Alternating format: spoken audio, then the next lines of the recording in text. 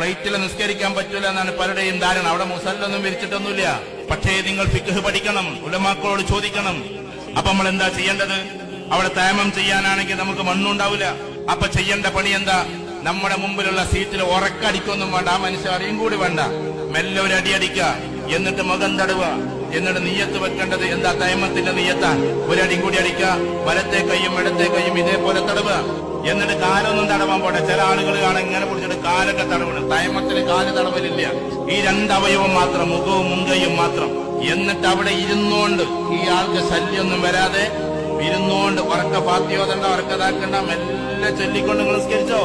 എന്തൊരു രസമുണ്ടാകുന്ന ആകാശത്തിലൂടെ സഞ്ചരിക്കുന്ന ഫ്ലൈറ്റിൽ ഇരുന്നിട്ട് 100-400 ആളുകൾ സഞ്ചരിക്കുമ്പോ നിങ്ങളിരുന്ന് നിസ്കരിക്കുകയാണ്.